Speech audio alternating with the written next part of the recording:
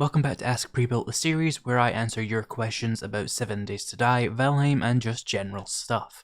If you want a question featured in a future video, be sure to put AskPrebuilt somewhere in the comments so that I can find it later. Let's get into the questions. Our first question comes from Shenaniganosaur, who says, I just got the game a week ago, I already learned a lot from your channel. I've still got tons of questions naturally, but I think the most important one I can ask is this. With the exception of Sexual Tyrannosaurus, as it is in Alpha 20, what other perks are considered must-have no matter what kind of build you're aiming for?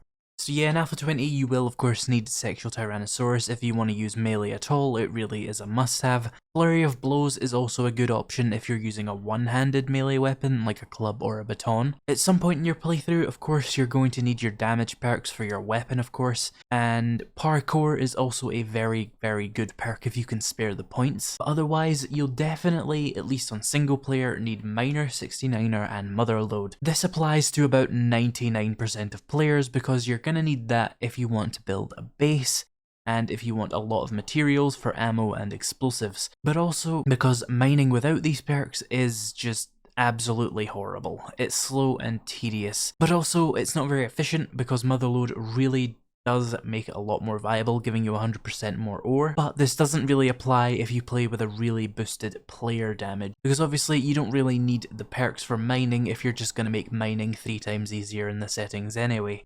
Which is a good time to segue to a PSA of, yes, I know that not every piece of advice I give is applicable to every way of playing on every setting. It would be impossible for me to make it that way, so you don't have to spam about it. As you can probably tell, that's been a problem in recent videos. So yeah, Miner, 69er, Motherload, unless you play on different than normal settings, which is fine. You'll need them in single player if you have any hope of making a large base or making much ammo, particularly if you do play on reduced loot. Gregory Quinn wants to know, how does the trader work when it comes to completing quest levels? I know that it's 7 tier 3 quests to get to tier 4, or you could instead do like 9 tier 2 quests. Does this carry on to tier 1? Could you get all the way to tier 5 just by grinding out tier 1s?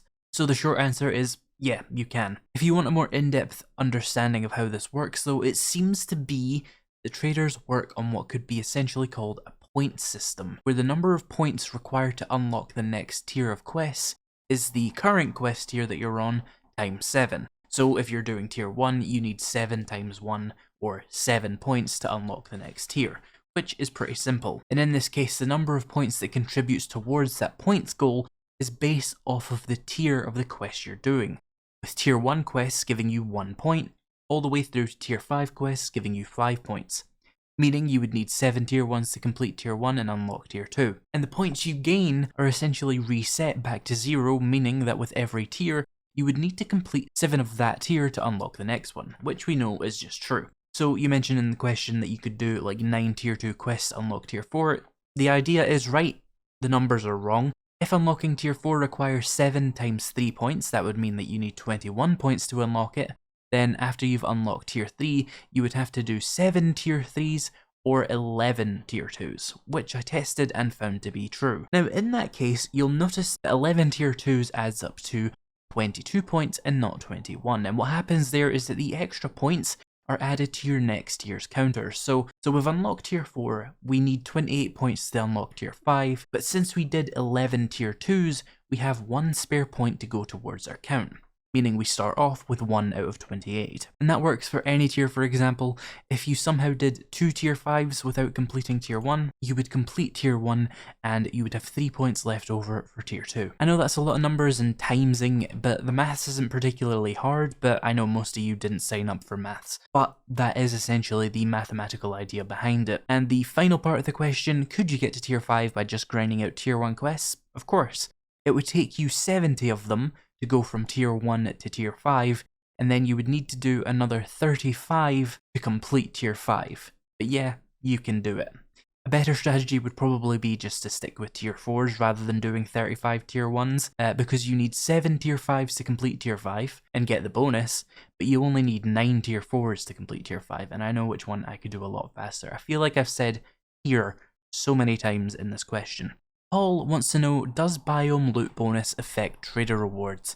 It does not. The Biome loot bonus only affects loot stage, which only affects items that you open that say untouched as you're opening them.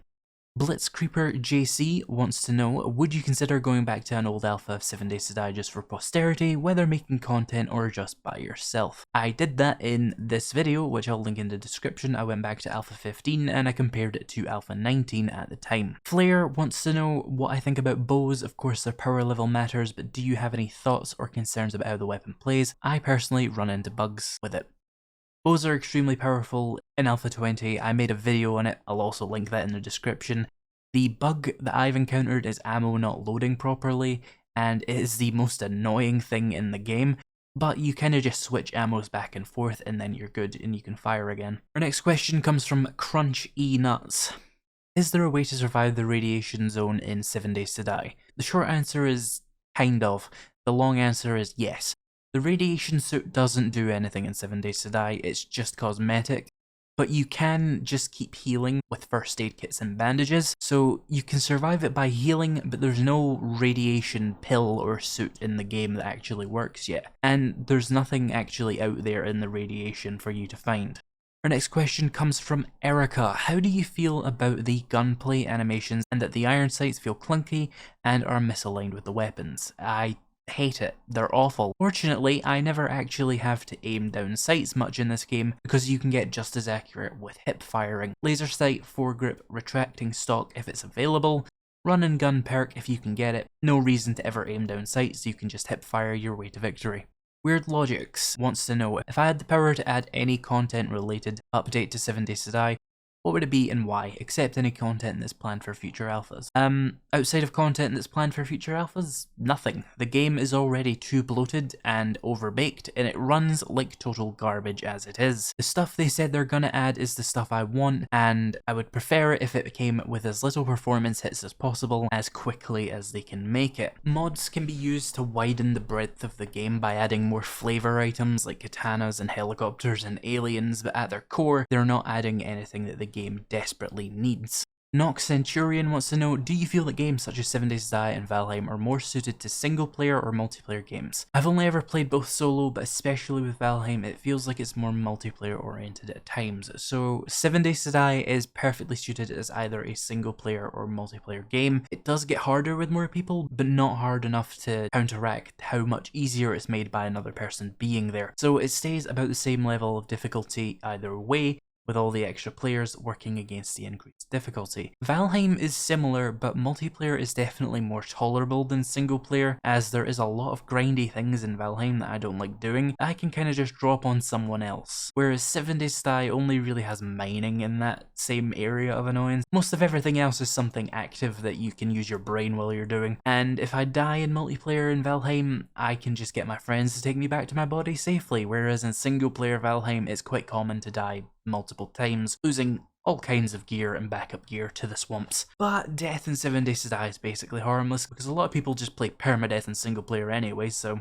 doesn't really matter. And it's not very hard to get back to your stuff if you do want it, because just generally running around in 7 Days to Die is nowhere near as dangerous as running around in, say, the swamps in Valheim with no gear. But overall, I'd say they're both pretty well balanced for both. Weird Warlock asks, hi, I want to ask Prebuilt, how much time did you put into your channel at the start? Do you think it should have been more or less? Also, where do you get your search interest stats from? I love that kind of stuff and it's definitely one of the tools of trade here. Thanks. And Gigabrad has a similar question to Weird Warlocks, who wants to know if I could talk about how I do my research to determine what kind of videos I should be making and what games to cover, and I've hinted at it a couple of times and it seems like an interesting process.